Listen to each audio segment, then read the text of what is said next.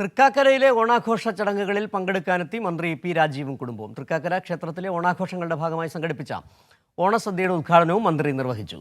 അമൽനാഥ് തയ്യാറാക്കിയ റിപ്പോർട്ട് കാണാം.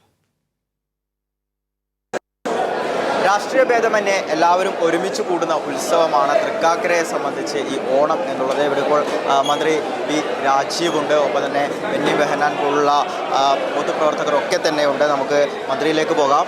എല്ലാ വർഷവും മുടങ്ങാതെ ഈ ഓണ ഉത്സവത്തിൻ്റെ ഭാഗമായി ഇവിടെ എത്താറുണ്ട്.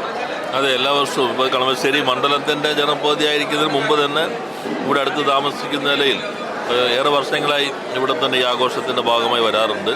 അപ്പോൾ തൃക്കാക്കര 10 ദിവസമാണ്, 10 മുതൽ ഓണം വരെയുള്ള ആഘോഷമാണ്. ഓണസദ്യയിൽ ആയിരക്കണക്കിന് ആളുകൾ പങ്കെടുക്കും.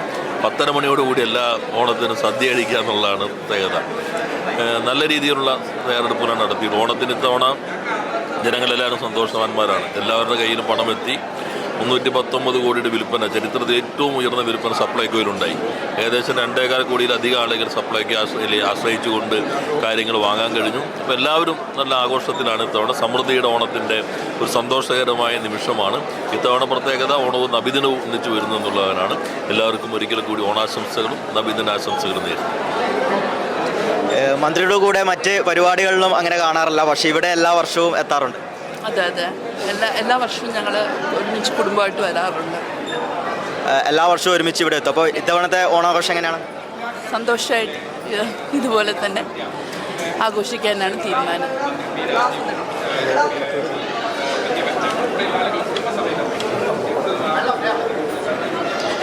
എങ്ങനെയാണ് ഇത്തവണത്തെ ഓണാഘോഷം? എല്ലാ വർഷവും ഇവിടെ എത്താറുണ്ട്. വരാറുണ്ട്. വരാറുണ്ട്. കുടുംബസമേതം എല്ലാവരും പറ്റുന്ന സമയത്ത് വരാറുണ്ട്.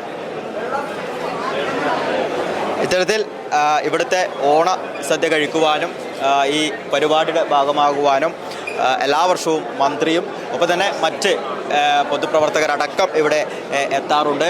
എങ്ങനെയാണ് ഇത്തവണത്തെ ഓണാഘോഷം? വളരെ നന്നായി പോകുന്നു.